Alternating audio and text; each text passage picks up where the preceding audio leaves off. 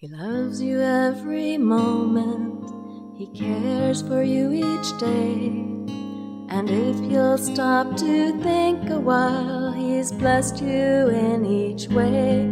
Yes, that's his love. Yes, that's his love. Yes, that is our Father's love that's dwelling in our hearts. He wants you in his family. The value of love. We're going to continue reading. Mama Leuka here again. The value of love, written by Anne Donegan Johnson. And it's about the story of Johnny Appleseed. If you haven't seen the other two segments of this story, you should probably go find them. This one, we're talking about how the seeds were just going to the ground after they made the apple cider, which is like apple juice. And Johnny decided that he was going to save the seeds so that he could plant more trees. So the next spring, Johnny and Nathaniel and Randy set out on their travels again. Their uncle had talked of farming the land near Marietta in Ohio. The boys had decided to look for him there. Sometimes they traveled with pioneer families. Then Johnny helped drive the great wagons. Sometimes they walked. Sometimes they went by water, for the rivers were like highways in the unsettled land. To use the river roads, the boys needed a canoe, and Johnny was skilled at making dugouts.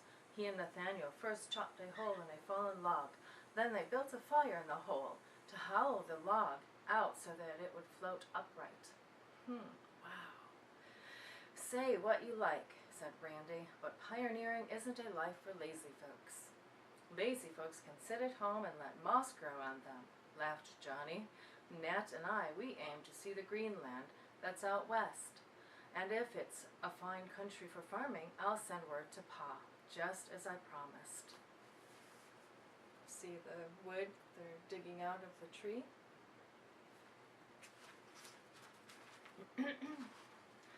Johnny and Nathaniel would be off in their dugout, when Randy, riding in the prow, watching the river for whirlpools or shallows that might upset them.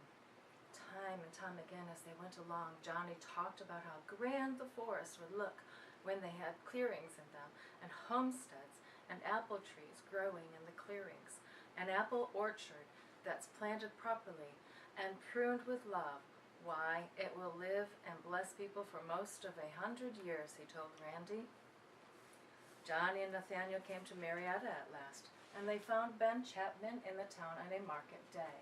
Uncle Ben was so delighted to see his brother's boys, and to hear that his brother might come too, and settle in the rich land along the Ohio, that he danced a jig right there in the street. My goodness, said Randy, that's a whooping and welcoming the likes of which I have never seen. That man's right. Glad to see kinfolk way out here on the frontier. I know I would miss my family. I like that I can talk to my family, even on Facebook, and write them letters, and it's so easy to see them. The boys sent word to their father that the land near Marietta was very fine. Back in Massachusetts, Nathaniel Chapman made plans for the long trek west with his family. He would settle on Duck Creek near Marietta, and he would be happy there. But for Johnny, there would be no settling. He was as restless as when he tramped the woods as a boy. It's time I began my life's work, he said to Randy. Remember, Randy is his own thinking, but she's calling it a raccoon in the book. But for Johnny, there would be no settling. He was as restless as when he tramped the woods as a boy. It's time I began my life's work, he said to Randy. You'll need tools, said Randy, who knew quite well that Johnny's life work would be a shovel, an axe, and a hoe. Johnny nodded, and I'll need my Bible. You plan to preach to the animals some more? Asked Randy. Why not, said Johnny. That's how I met you, but I'll find people to read the Bible with me too. Wait and see. So Johnny tucked his good book into his shirt. By now he had a sack bursting with apple seeds, and he slung this onto his shoulder together with a sack filled with cornmeal. He picked up his tools, and since he had no other place to put his cooking pot, he wore it on his head. and a very fine hat it was, and Johnny at last began his real wandering.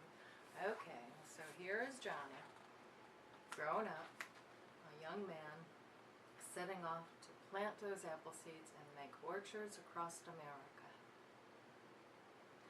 We're going to stop there for today, and we'll read more later. He loves you every moment, he cares for you each day. And if you'll stop to think a while, he's blessed you in each way. Yes, that's his love. Yes, that's his love. Yes, that is our Father's love that's dwelling in our hearts. He wants you in his family to understand his love. He's